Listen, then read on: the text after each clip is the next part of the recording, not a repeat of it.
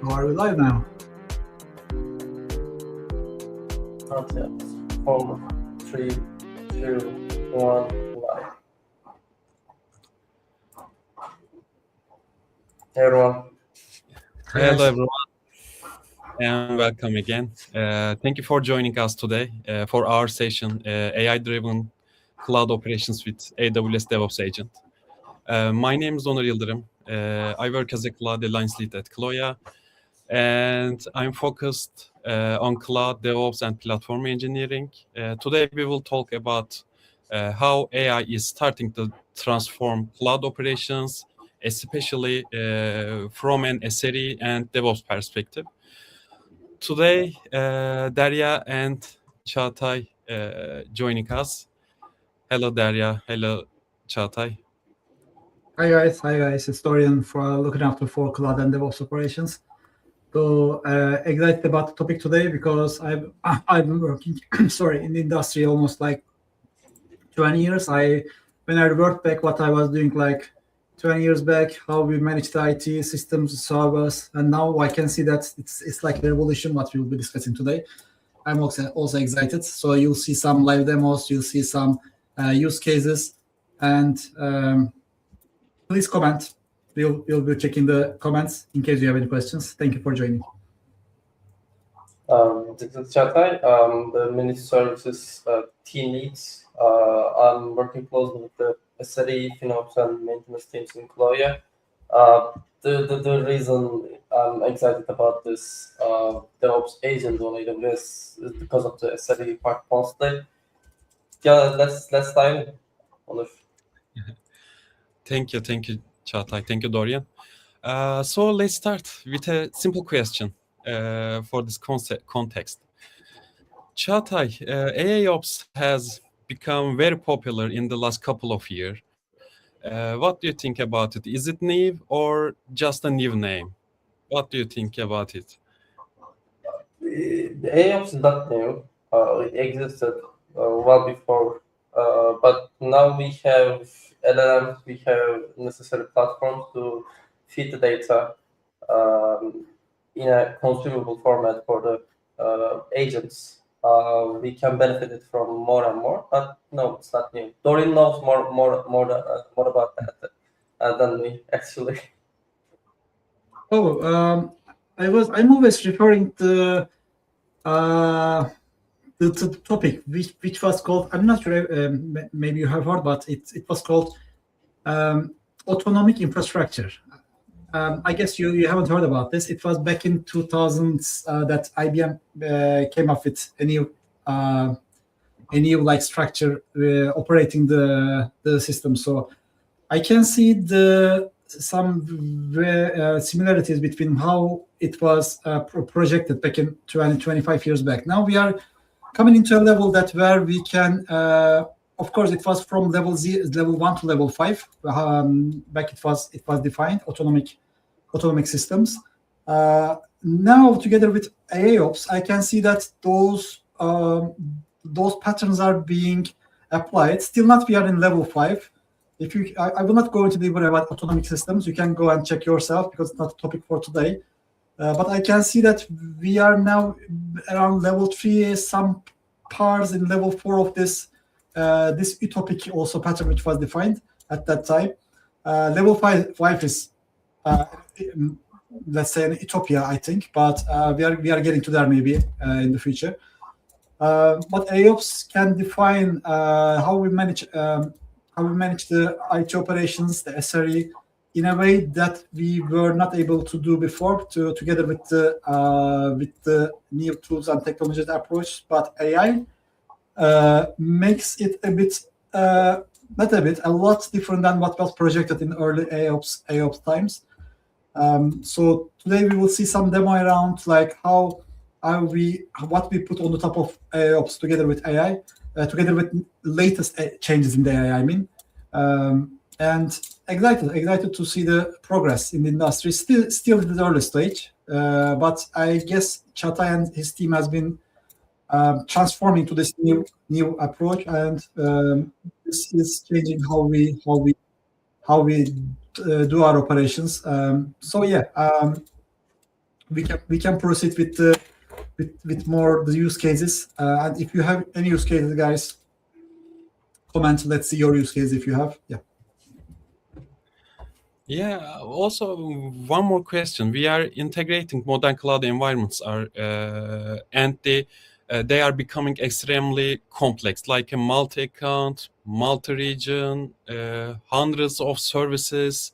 You know, AWS have more than 300 services in this environment. But where do you think the biggest operational pain for SRE teams actually starts? What do you think, Çağatay? First, I didn't know we had that many services. That's a big number. Second, the biggest pain, they're on more than one places, but for once, I would say identifying incidents by looking at the events, because we get so many events, right? We have how many? 300 services. All those services we use are generating events, and then we need to understand if something is happening, the end user is experiencing an issue, a performance or a full service degradation issue, and then troubleshoot and fix it. That might be the first problem, because the functionality and how you will observe it, how you will test it is not that clear all the time. It depends on many different systems, many different events.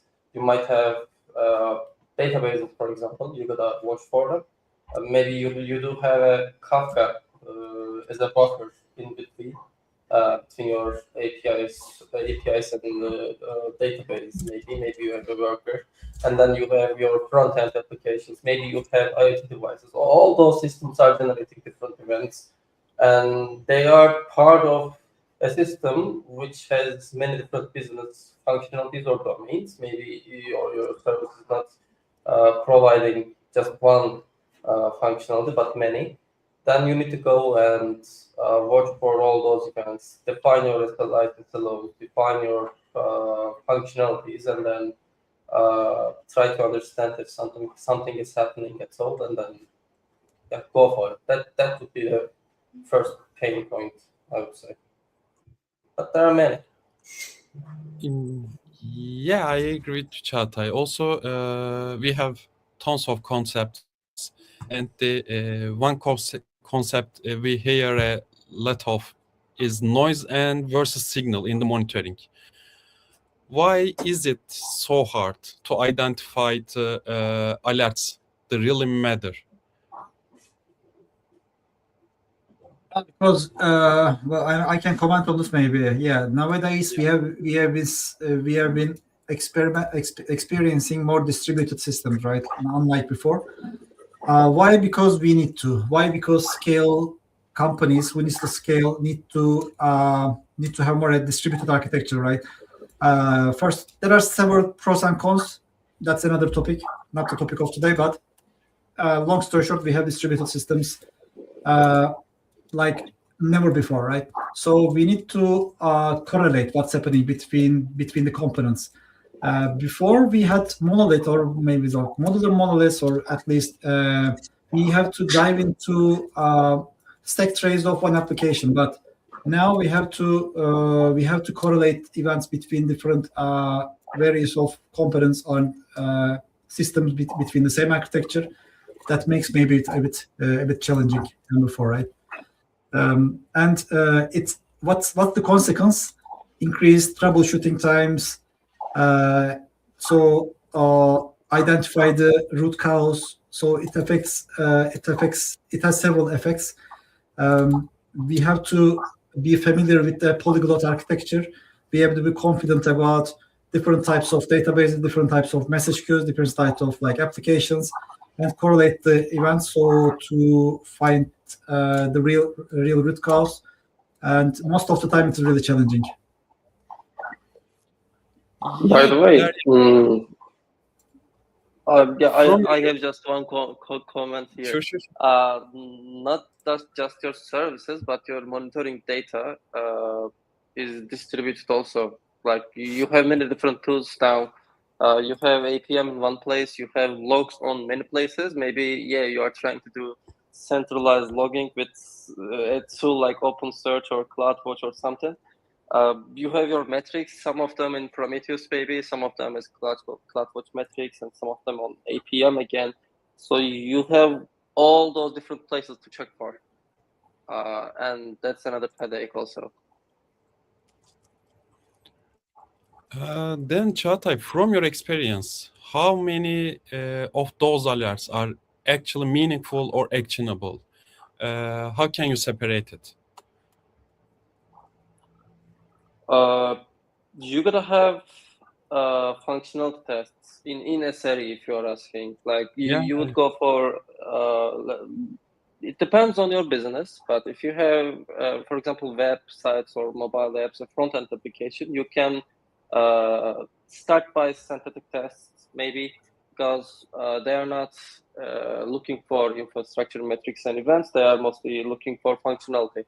If you plan that correctly and implement it better in the first place, then you would understand if something is going wrong or not. That would what I go for. But yeah, it depends on what your service is providing. Yeah. Okay. I would suggest guys to maybe go action. Okay, because talk is cheap, right? There's an expression talk is cheap. So I would suggest maybe we can go to a demo. So to let audience like how it looks like. Okay.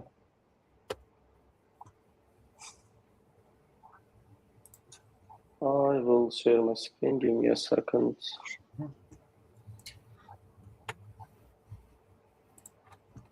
Okay, Onur, if you can let me, Yeah, on the stage. Oh.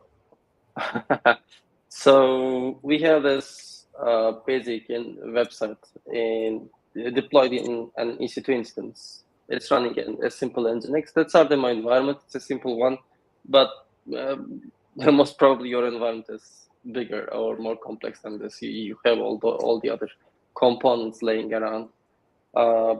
So yeah, that's what we have currently, and that's deployed on our AWS account of Kaloya, and it's on North Virginia. Let me sign in first. Looks like I'm out for some reason. Okay, let's go for the DevOps agents. Okay. Okay, till you solve the decision, let me give some context to the audience maybe. Because DevOps agent is not a well-known service of AWS. Why? Because it is still in preview. I'm not sure if any of you guys heard about this, but it's a new agent service, and the good thing is it is free now. So don't miss the opportunity to try it out. And since it is in preview and it is free also, don't hesitate to try out in your environment, because you can it's already integrated what you have inside on your AWS account. It's integrated with your CloudWatch, with your metrics, and you can straightforward begin using it and see the value. You can link it with your APM. I'm not sure which APM you are using, but let's consider you are using like Datadog or New Relic, or doesn't matter. You can link it with your APM. Yeah, you can. It's already linked with your AWS also. And think about an issue, an incident happening, and you have to deal with several components on your AWS, like something database or like application stack, MQ or whatever you have. And this DevOps, together with DevOps agent, you'll have the possibility to identify what's happening on your environment. So it's like a deal breaker from what I get used to, how I was get used to managing the systems. We were spending hours and hours sometimes to find out an incident, but it will be like one of your engineers who will be finding out what's happening on your environment. Good, Çağatay, if you are ready. Yeah, we can shoot it. Okay. So yeah, I I don't know if I'm on the screen. Yeah, let's go for it. So yeah, like Dorian mentioned, the DevOps agent is currently in preview and it's free, other than the services it uses. So if it goes and queries some CloudWatch logs and metrics and that costs something, then yeah, you will be invoiced for those. But the DevOps agent is free. In the first page, you have agent spaces, and agent spaces is a good way to like isolate the environments for the agent itself and also the operators who are using these agents. So you could have, for example, different environments here: production, pre-production staging, or the dev test environments, or you could have different business domains. So you could just authorize the respected persons, people on those teams. Today we have demo environment agent space. Let's go for it. When you create an agent space in here, by default it goes and marks this as primary source, this account, and then scans all the resources here to create a topology of your AWS services. And you can also add secondary sources here. So if you have a multi-account or AWS organization structure with different regions also, you can here just click on add source, and then it will give you a role with a trust policy. Just go and create that in the other account, other region, and then it will assume that role and do its operations there also. By default, like Dorian mentioned, and you'll see in the demo, the DevOps agent can work with AWS services. So if you are storing logs, for example, in the CloudWatch or metrics, then it will be able to gather them. And also, if you are using any AWS services, like let's say SQS, OpenSearch, Kafka, then it will be able to gather events, metrics, and logs for those services as well. I use this for Kubernetes parts, especially because people love to do manual changes on the Kubernetes environment if you allow them to. And this DevOps agent is capable of checking the API and audit logs for EKS, for example, by default. So it can pinpoint whoever did something or which service did something to change any Kubernetes resources, for example. So that's the cloud part. In the telemetry, by the way, these are called capabilities. Now we are in the capabilities page. In the telemetry, this is a good place to integrate your APMs. APMs are valuable in SRE because they are the key to understand the service topology, the dependencies between the services, and also if there is something wrong going on the chain, this is a good place to understand that. And you by default, by built-in, you have 4 different APMs: Splunk, New Relic, Dynatrace, and Datadog. But if you have other APMs, don't worry, we will have MCP servers here, which I do. I'm using Instana, for example, which is not listed here in the telemetry parts. But what I can do is I can add an MCP server here for the Instana, for example, or for Prometheus, or for Argo CD, whatever you have, which doesn't have a direct integration here. You can go for it in the MCP server to give agent more capabilities.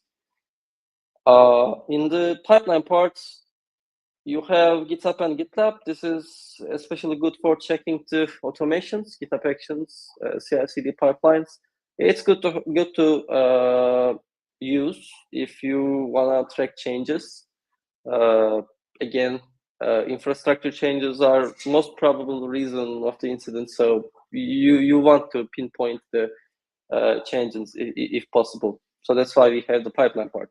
It can go for applications or infrastructure based on the automations you have. The communications part, I'm using this for Slack mostly because it's a communication tool in our company and with most of our projects. We also have ServiceNow. This is how the DevOps agent communicates with you and your team to give you the context, share the findings, and share the mitigation plan if you want. You can just use the communication tool of your company without leaving leaving it and touching the console. It will just bombard you with information there. And this is the last part for the capabilities. Here you can get some webhooks, either to trigger the agent for an investigation or make agent to use the other capabilities via webhooks. So yeah, that's pretty much it for the capability part. Now, this is where the fun starts. We have this web app. Let's go there.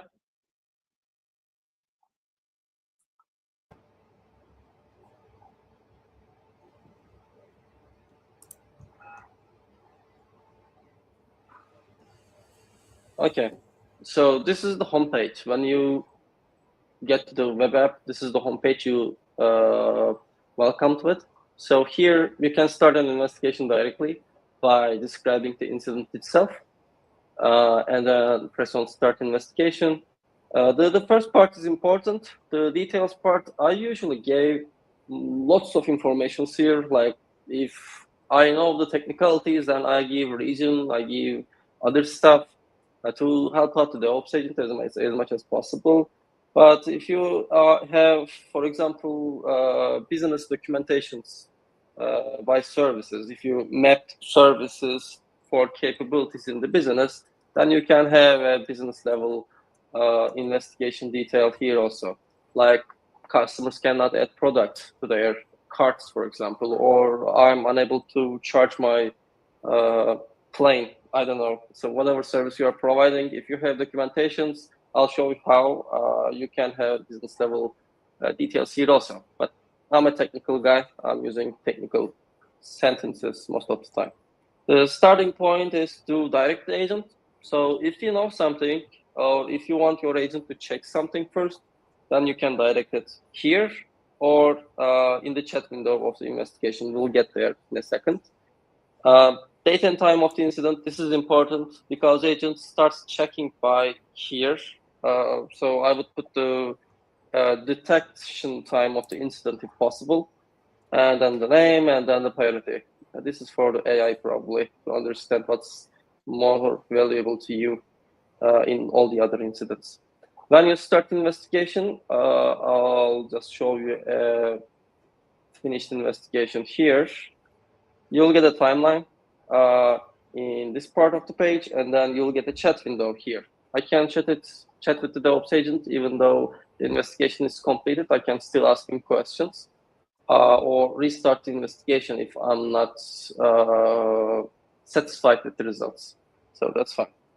So what's the incident, by the way? Let's talk about it a bit first. So this is our Nginx running on the EC2. So what I did was I just stopped the service as simple as possible, and then Nginx stopped responding. And this is my description, by the way. This website running on EC2 returns nothing. So I'm saying it's running on EC2. And then what happened? EC2 was on North Virginia region, and that's EC2 public IP, blah, blah, blah. I didn't give a starting point because it's fairly simple. We don't have much in this AWS account, so this should be okay. But we will see the side effects. It would be better if I used it in the first place. Here, it started by fetching some data. By the way, you can see all the actions agent is taking and also the responses the agent is getting. So if you want to troubleshoot what your agent is looking for, then this is the place. So Çağatay, if we go step by step, what it does is simply, I guess, checking all the CloudWatch, maybe plus CloudTrail events and metrics, right? To see what happened exactly with that particular instance, T2, that particular time. So rather than you manually, as an engineer, go and check those metrics, it can fetch them automatically without you losing time. That's what I understood initially, right? Yeah, I'll show you something even more cooler. I'll get this part, don't forget this part. But you see this fetching data parts. So this is where our agent is fetching data from all different AWS services. It might be CloudWatch, it might be APMs, it might be Prometheus. If I was doing this, I would go sequentially. So I would check one tool or one monitoring data source at one time, but it's doing it in parallel. So that's what's really, really cool. It's checking all the sources it sees fit in exact same time, which drastically reduces your root cause analysis time. So it will gather everything together, and then here it will find me stubbing the Nginx intentionally in the CloudWatch logs. And then it will check a bunch of different other stuff because it's flexing here. I don't know, but it's just doing it because it can, I guess. So it's checking EC2 instance set, for example. It's checking the resources, and then it's checking the network metrics, traffic, and doing all that in parallel without losing time. Then CloudWatch, and then sharing some findings with me. Yeah, that's what's cool about it. Scanning all the sources related with your incident in parallel, and then gathering findings, fetching more data if necessary, and getting you the root cause. This root cause might be, yeah. So one question. In that particular example you show on the screen, currently there is no APM, right? In that one? No. Okay. No. So I'm assuming if we also integrate our APM, possibly we will be getting also some stack trace level of metrics, even more stack trace level of what's happening inside the application. So correlating all of those together, I guess. Yeah, what I did was in one of our customers, I installed Instana MCP server on the EKS cluster, and then give it to the DevOps agent. My goal was let it consume the service topology because we had more than 80 services, 8 different domains in that cluster, too many databases, queues, etc. And that APM really had some valuable data. We were using it all the time whenever an incident is happening. It got the service topology, and with that knowledge, if I say it, the website is down or the IoT devices are down, then it will get all the dependency tree and get the golden signals for all those services and pinpoint what's exactly the root cause. It's helped like separating the root cause and the symptoms from each other, because you see different events firing all over the place when an incident is happening, but maybe the root cause is at 1 or 2 points, which you should really focus. Maybe it's just a database blowing up all the 30 different services. You shouldn't lose time on that part. You should focus here. And it was using APM traces, golden signals for that also. If you have Datadog or all other built-in APMs, I don't see any reason why not go and check it, by the way. You will be a little bit faster than me because I had to install the MCP also. But yeah, it was valuable. So, by the way, you can interrupt me at any point. That's fun. Yeah, I have maybe a question. Like, as you are dealing with so many incidents with your team,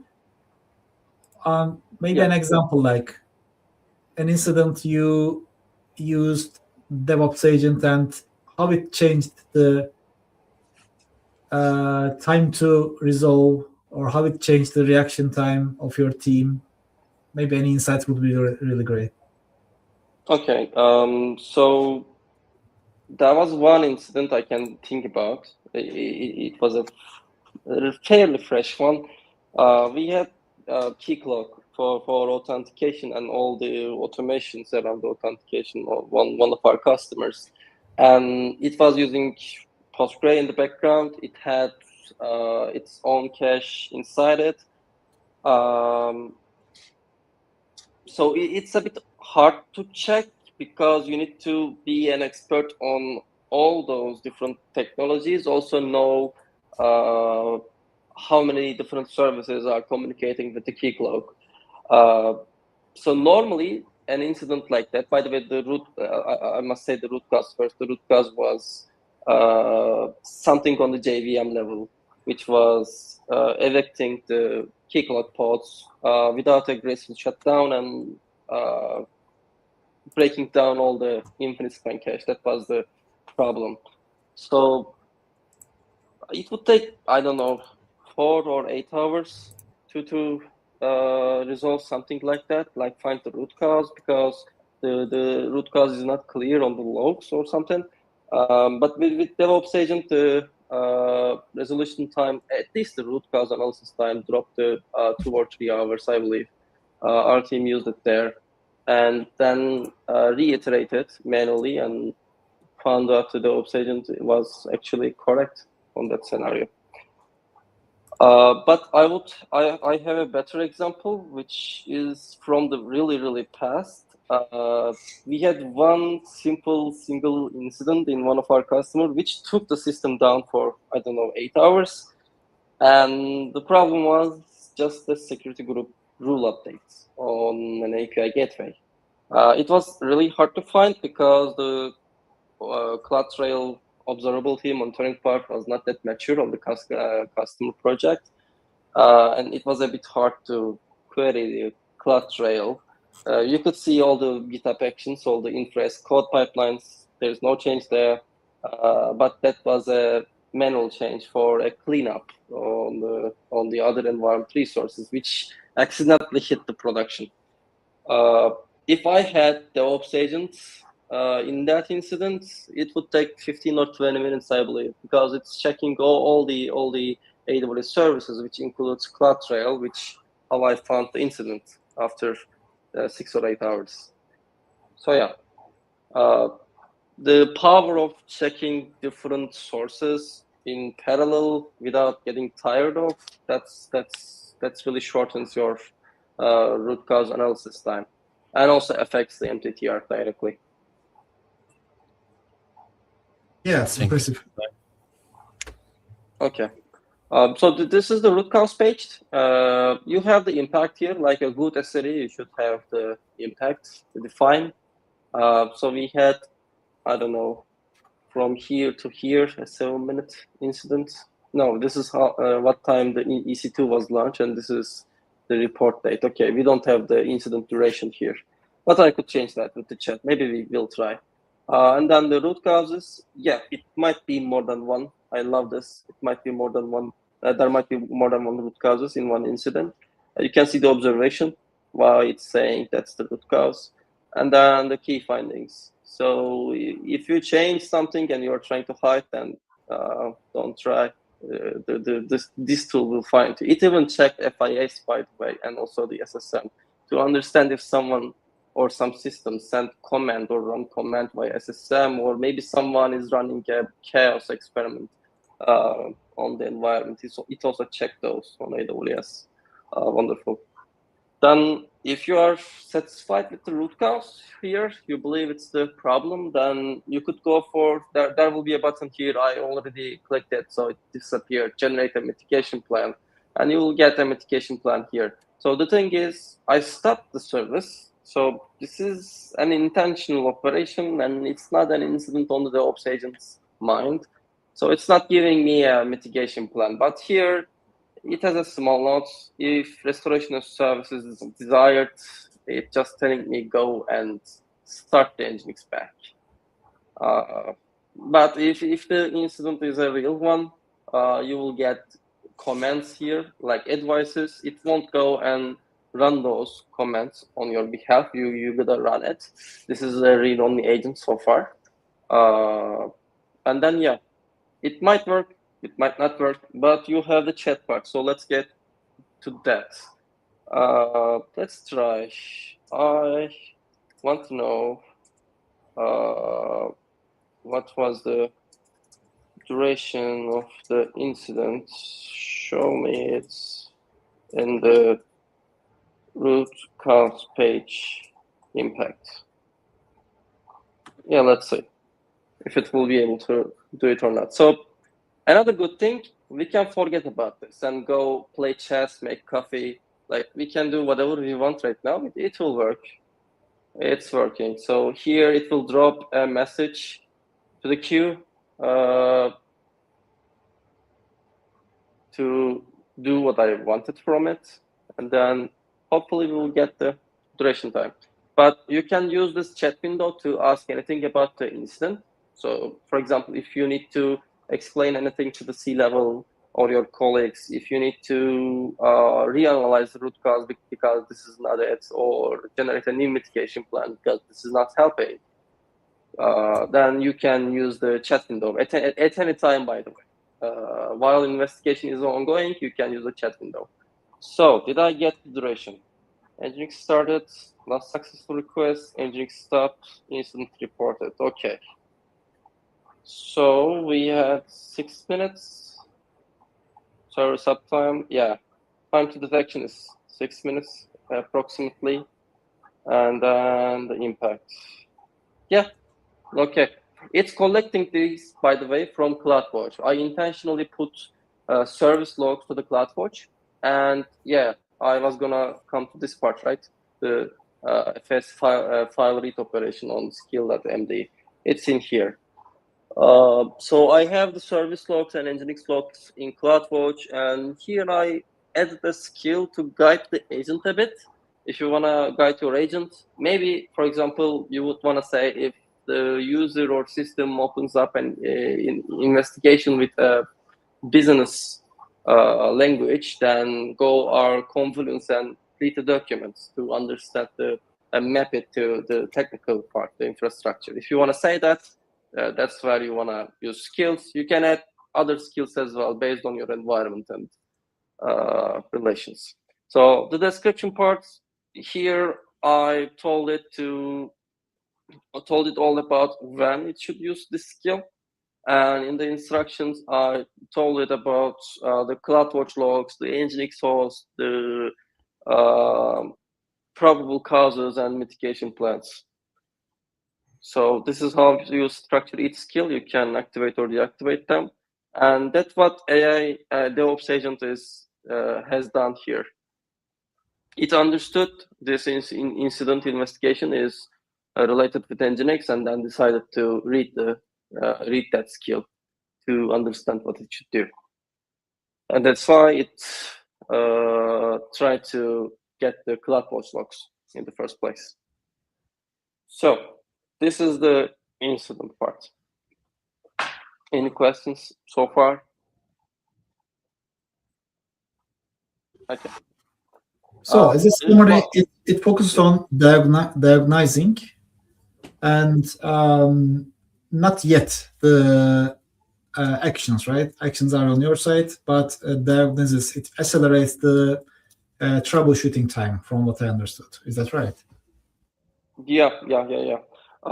It also has proactive parts, but mostly it's getting the first two stages of AOps use cases. Like it gathers all the events, metrics, logs, and correlates them. It gives you a context. It gives you the advices around the root cause. It does the root cause analysis, and it also does proactive analysis as well. I'll get to that part shortly. But it's not taking any actions on your behalf. You could build a system like that on AWS, by the way, if you want. You could go for Agent Core without DevOps Agent, but yeah, you need to build your system there. But DevOps Agent for now, it's read-only, which is, I believe, making it more safe to begin with. So you can just go after this session, try the DevOps Agent for yourself in your system, and you wouldn't get into any trouble because you can see the IAM role also it will use, right? So here, if I want to edit any account, then it will use, which one? Give me a second. Yeah, this one. So you could go and check AOps assistant policy. And if you don't like something there, it's all clear, it's all transparent. You would know what it can do and what cannot in your system. For now, it's read-only. Before moving to proactive part, by the way, I just want to show this cool button also. So if you want to open up a support case about an incident to AWS, then And if you have a business plan, then you can click onto this button. What it will do, it will gather all the investigation details from here, gather the context, share it with AWS support team, and create your case really, really fast. And the AWS support team will get the required context, so they'll be able to help you faster. So yeah, that's really nice to have. And the proactive part is here. I didn't run this in this agent space, but what it basically does, what it basically does, it will go over past investigations here, group them based on the types of the incidents, maybe configuration changes, maybe capacity issues, maybe security issues. It will group them based on those categories. It will also create actionable items here, like a list as recommendations, which you can go and pursue if you see value. And it will have a summary of the past incidents here also. So you can come here, make this run weekly, so it will run automatically. You can come here and learn more about what needs to be done to make your infrastructure more reliable based on the past experiences. So this is where a SRE team normally shines. A SRE team, different than a support team, should go and create actionable items to prevent the incidents in the first place, rather than extinguishing fire all the time. And yeah, the DevOps agent provides that also. We don't have any meaningful incident here, just a service stuff, so it wouldn't give us anything. And the last part is, I'll just show this part. This is DevOps Center. I'll just show this so you would get it scanning your accounts. These are subnets, security groups, VPCs, EC2s, etc. So it will know about your resources and their relationships.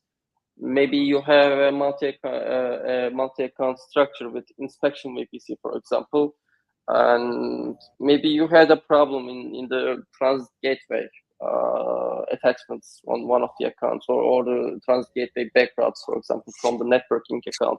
Then it will know about the relationship to troubleshoot all the related resources. It's a big map for a human to consume, but a friend of mine shared a blog post with me which had a sentence I really like. The monitoring data, the observables data we have, it's not for getting consumed by humans anymore. It's for agents now, because it's getting bigger and bigger and distributed at each step. That's all I'll say, I guess. Yeah, I don't have anything else to show you guys. So one more question, maybe, Çağatay. What if we have a ticketing system, and let's say Jira, okay, and there are ongoing incident tickets, okay? Let's assume we have a business, customer-facing business, and incidents happening on customers are also open as tickets inside the system.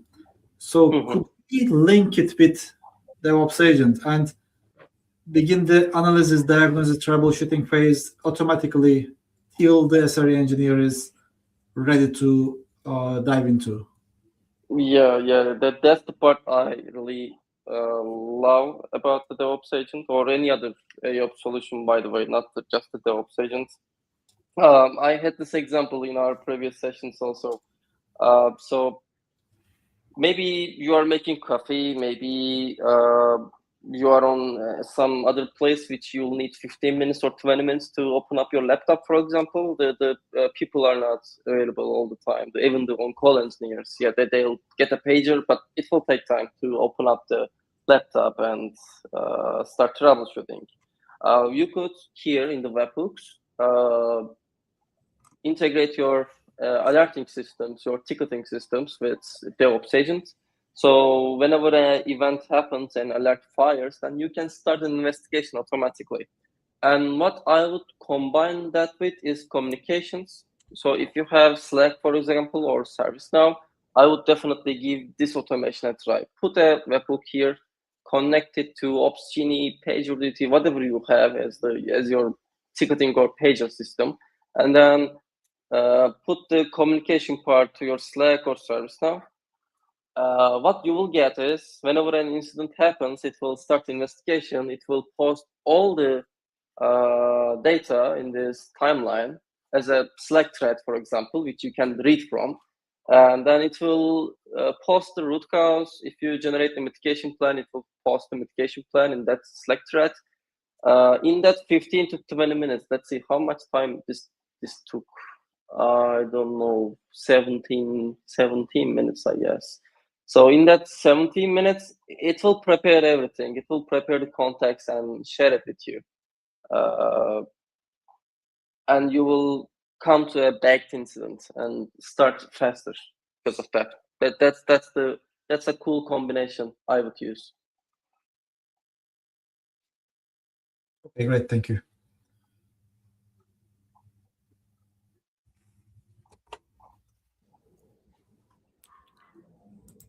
Okay.